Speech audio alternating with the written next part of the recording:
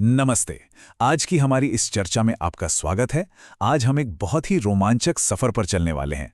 जरा सोचिए, आसमान में कड़कने वाली वो विशाल और भयानक बिजली और हमारे टीवी रिमोट या फोन के अंदर बैठे वो छोटे-छोटे बिल्कुल न दिखने वाले इलेक्ट्रॉन। क्या आपको पता है कि इन दोनों के पीछे एक ही शक्ति काम कर रही है? आज हम प्रकृति के इतने बड़े और इतने छोटे पैमाने के बीच के इसी रहस्य को सुलझाने वाले हैं। तो चलिए फटाफट देख लेते हैं कि आज का हमारा रास्ता कैसा रहेगा।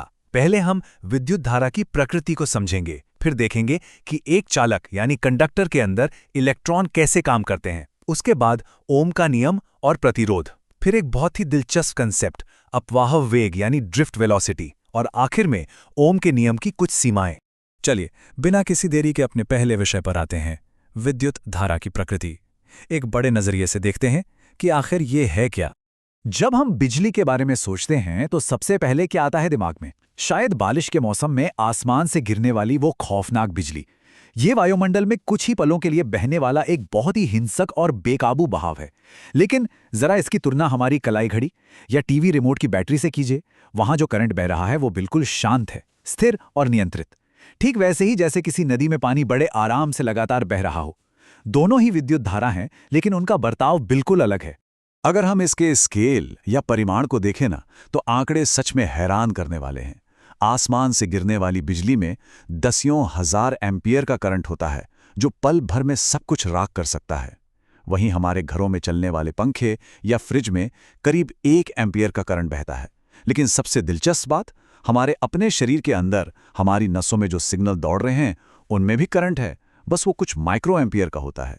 ब्रह्मांड के इस विशाल रूप से लेकर हमारे शरीर के अंदर तक बिजली का ये संतुलन सच में कमाल का है।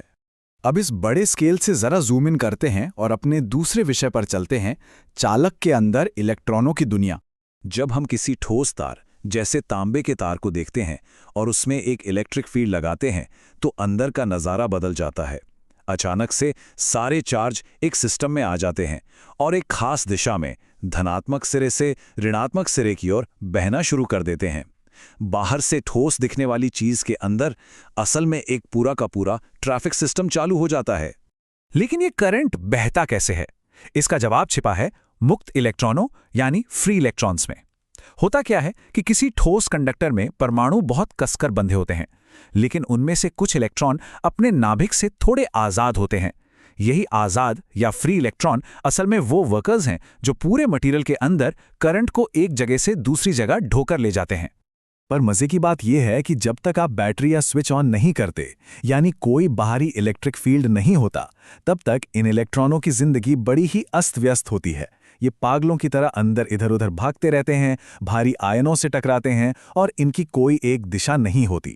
इसीलिए बिना बैटरी के तार में कोई करंट नहीं बहता। तो इस अस्त व्यस्त दुनिया को सिस्टम में कैसे लाया जाता है? यहीं से शुरुआत होती है हमारे तीसरे पॉइंट की, ओम का नियम और प्रतिरोध। 1828 की बात है। जॉर्ज साइमन ओम नाम के एक वैज्ञानिक ने इस पूरी प्रक्रिया में एक बड़ा शानदार गणितीय कनेक्शन ढूंढा। उन्होंने बताया कि किसी तार में बहने वाला करंट उसमें लगाए गए वोल्टेज के सीधा अनुपात में होता है। यही मशहूर फॉर्मूला है V = IR। यहां जो R है वो रेजिस्टेंस या प्रतिरोध है।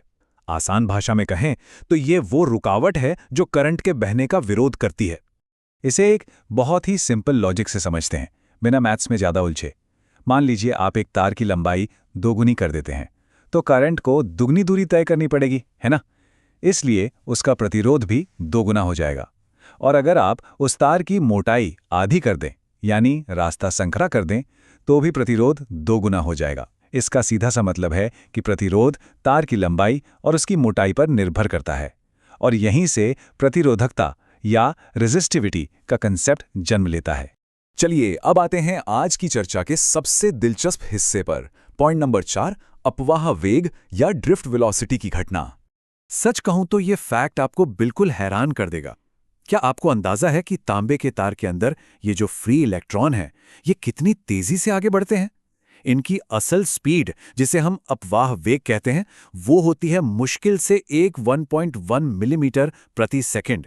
जी हाँ, सिर्फ 1 मिलीमीटर 1 सेकंड में ये इलेक्ट्रॉन तार के अंदर बिल्कुल रेंगते हुए चलते हैं। अब आपके मन में तुरंत एक सवाल आया होगा, अगर ये इलेक्ट्रॉन इतनी ही धीमी गति से रेंग रहे हैं तो फिर हम दीवार पर जैसे ही स्विच दबाते हैं कमरे की लाइट उसी वक्त पलक झपकते ही कैसे जल जाती है। हम तो अक्सर यही मानते हैं ना कि किसी चीज़ को तुरंत काम करने के लिए उसकी स्पीड भी सुपर फास्ट होनी चाहिए। तो इसका असली राज इलेक्ट्रॉनों की स्पीड में नहीं बल्कि इलेक्ट्रिक फील्ड की स्पीड में छुपा है। होता क्या है कि जैसे ही हम स्विच ऑन करते हैं वो जो इलेक्ट्रिक फील्ड है ना वो प्रकाश की गति से यानी लगभग 3 लाख किलोमीटर प्रति सेकंड की रफ्तार से पूरे सर्किट में दौड़ जाता है और वो फील्ड तार में हर जगह बैठे हुए इलेक्ट्रॉनों को तुरंत एक ही समय पर धक्का देता है। इसीलिए हमें रोशनी तुरंत मिल जाती है भले ही खुद इलेक्ट्रॉन बहुत धीरे धीरे आगे खिसक रहे हों। है ना कमाल की बात। लेकिन रुकिए, क्या ये सारे नियम हमेशा ऐसे ही काम करते हैं? चलिए अपने आखिरी पॉइंट पर चलते हैं, ओम के नियम की सीमाएं।